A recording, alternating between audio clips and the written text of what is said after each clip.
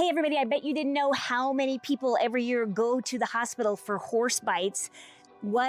How many people go to the ER every year for horse bite injuries? Well, it's only 3 to 5% of what are all the injuries that horses do, because horses do a lot of injuries. But wait, let's see what's happening behind me. Your donations at work. Thank you, everybody, all you beautiful, amazing, animal-loving people out there. Because what we are doing is creating a whole nother habitat area for the animals that's going to really increase their quality of life when they live here, making it much safer for them and for you when you come here to visit us at the rescue ranch. Getting back to 1,800 people a year getting bitten by horses. Let's talk about how to feed horses, right? So this is my shoe fly spray that is working amazing and that we're all using around here. But let's talk about how to feed a horse safely without getting bitten. So with positive reinforcement, we're feeding horses by hand a lot, and we're feeding them all different kinds of things. We could be feeding them carrots, horse treats, or alfalfa cubes. How I'm going to choose which one of these I'm going to feed and at which time depends on matching the reward to the behavior. So if my horse does something for me, I'm going to think about on a scale of like a report card. Would I give my horse an A, a B, or C? If you get a C or below, or stop, danger, Will Robinson, do not do a training session with that horse. Stop right there where you are and get some help or watch some videos. In the meantime, what you want to do is if you are able to score your horse an A, B, hopefully an A or B or B plus for what they did for you, then you're going to match that to the behavior, the reward. So you're going to scratch them, tell them they're wonderful, give them 2 of these, 3 of these, maybe even a whole parfait. That's something that we'll do at the end of a really long day trail ride, including trailer loading and all that. We'll make a whole big mix some senior with some corn, put some alfalfa cubes in there, and for dessert, a few treats and alfalfa cubes. And so that is a really super high value, right? So you don't do this unless your horse has done something really amazing and probably at the end of a long day of work. So now we're going to talk about all of these items that we have. How am I going to give them to the horse without getting bitten? Now, here we are, we want to reward the animals that we're training, right? So we have one that's pushing into me, right? So I'm not going to give a really big reward if I'm going to give a reward at all, okay? Because I don't like this energy. Can you feel the energy, the vibration she's giving up? She's giving up velociraptor energy. So don't just laugh and make a joke of it as if it's just, they're just being silly today, or that's just how they are. Those are excuses, and they're dangerous excuses. And they're part of the reason why 1,800 people a year go to the ER for bite emergencies. So one of the big things that you all worry about with positive reinforcement is turning your horses into animals that bite. I just showed you how that's not going to happen if you do it right.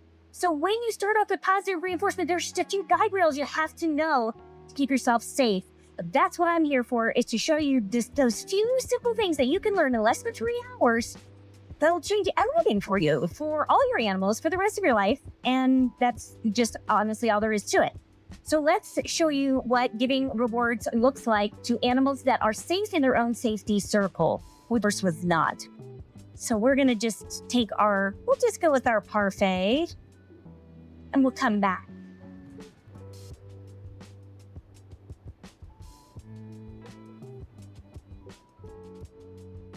Okay, so how am I going to safely feed these animals without getting bitten?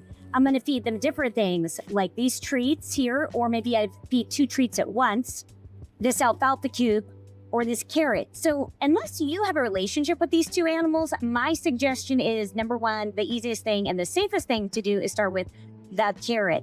And the reason for that is because a carrot is something that you can feed through what we call protected contact. And that's step 1 that you're going to do with your horse all the way through. I don't care how old your horse is. I don't care how old you are, how many times you've done it before. My challenge to you is to do it naked one time.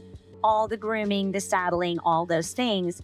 Then you can go on and know that you have a really great relationship with your horse. But I haven't done that with either one of these 2 horses. I don't know them. This would be like you coming here to visit and just wanting to interact with one of these beautiful animals. Certainly this animal says, I don't want to interact with you, and that's no problem. But this one says she does. And this is Dixie. She's our newest resident here, and she's still getting adjusted to the place. But let me show you the safe way to feed her a carrot.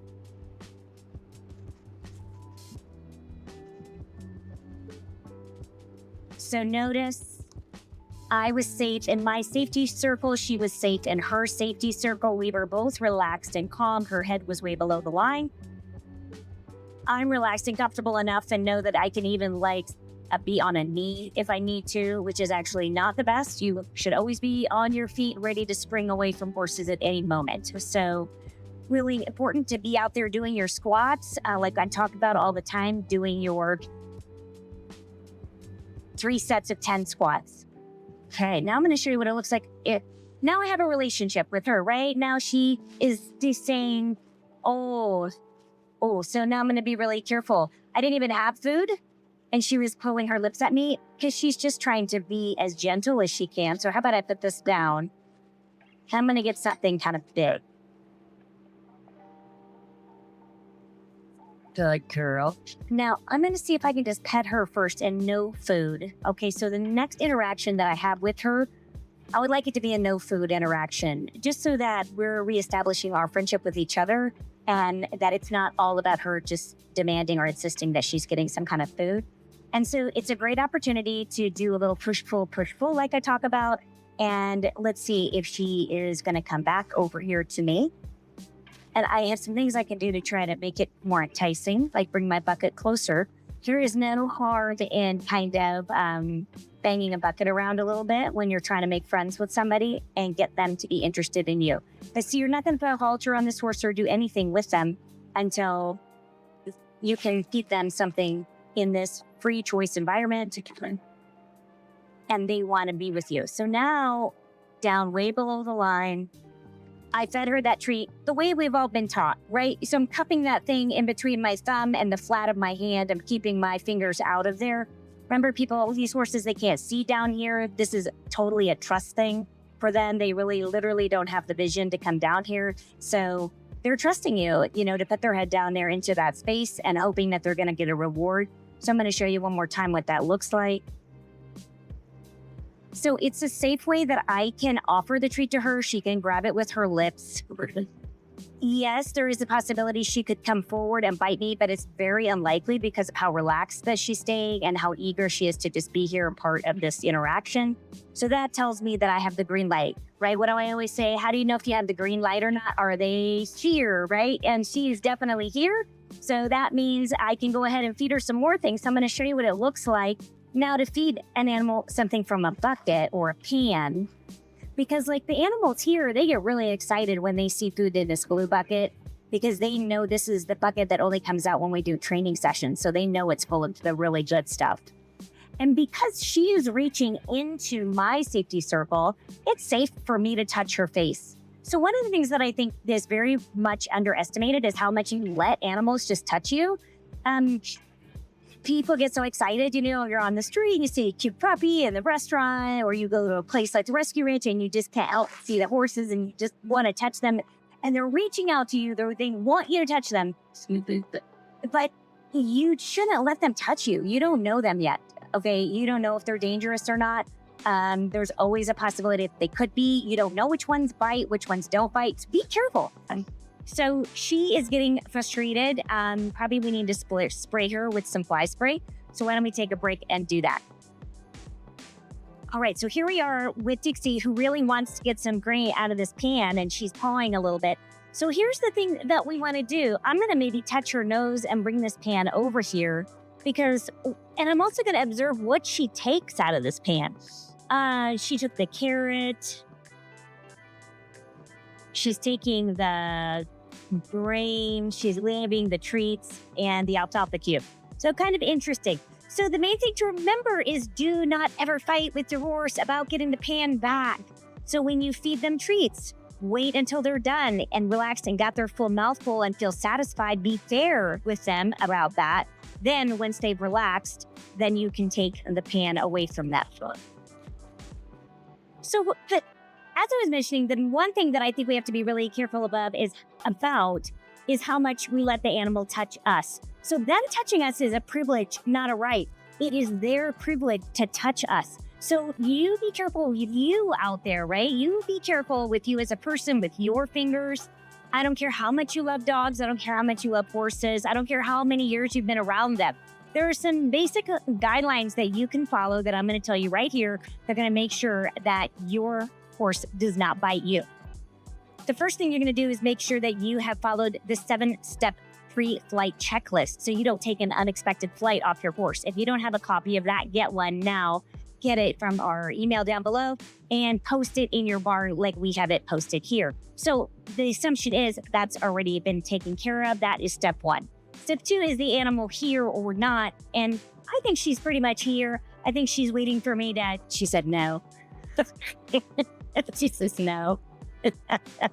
Are you being silly? So do you think she's being silly to get some attention? So she could be, right? It could be nothing, or it could be that she's communicating.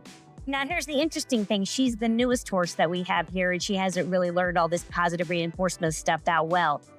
Notice when I clicked, she did not come right forward. So that means the click is not loaded in her brain. So you're going to recognize it as an instant signal that means food is coming. Yet, we have to teach her that. So one of the ways that we're going to do that is just feed her hands and brain and click at the same time. But what we need to get to is how to feed her from your hand so you don't get bitten. So we already talked about the treat going like this, cupping it in your hand. The other thing that I do want you to think about, and you can maybe observe when I give a bigger treat like this, is does this horse grab this treat from you gently with just their lips? Do they reach their lips out really far like she is? Look at her grabbing. Look at her using her lips like thumbs almost, pretty aggressively to try to get that food.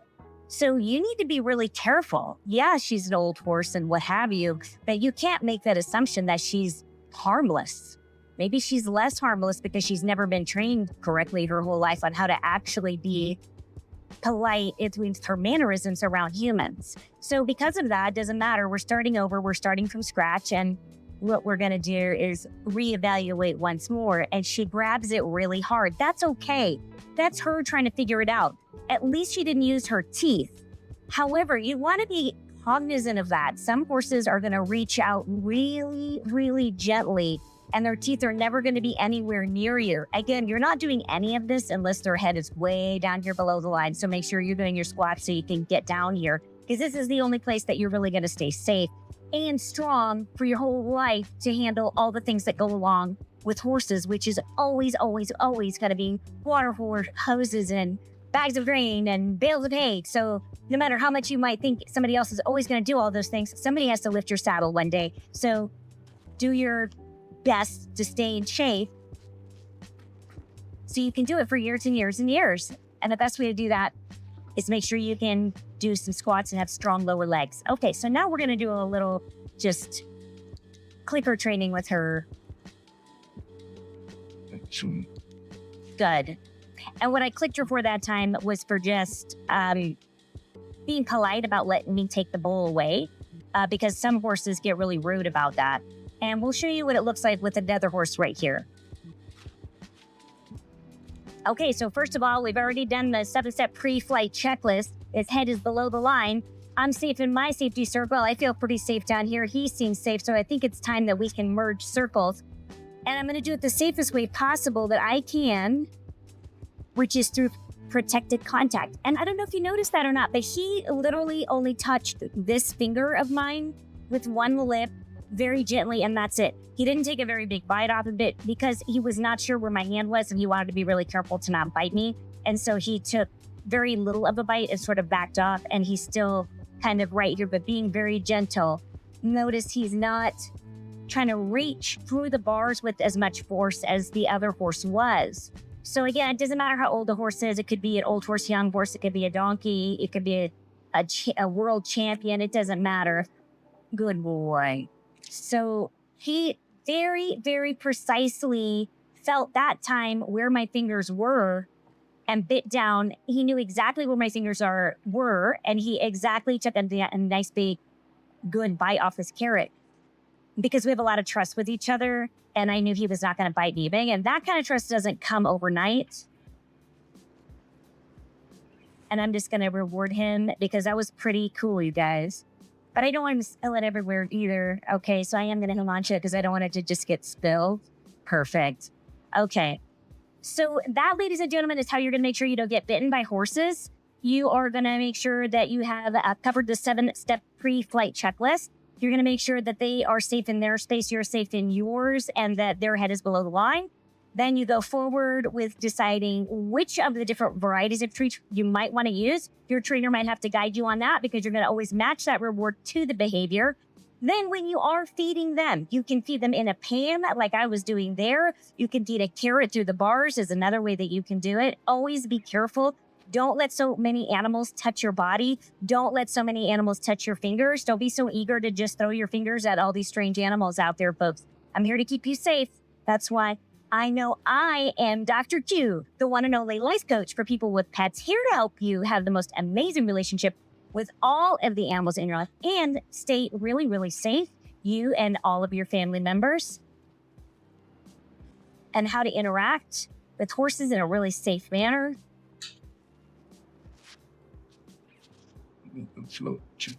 So hopefully you got to see that. It's very smooth, very gracefully. I'm only rewarding the horse that is actually being kind and respectful towards me and who isn't pawing the ground and trying to reach through the bars. It's all really simple to see. Either they are being safe on their side of the circle or they're not. It's as simple as that. So I challenge you to start over with your horse this weekend. I want you to groom them and saddle them and do everything you do with them, going around some obstacles, whether it's on horseback or just on foot, over a cavaletti, you name it. But I want you to do it all in a small space where you can do it naked. So subscribe down below if this is fun for you, and we'll see you right here in another video. Bye, everybody, and God bless.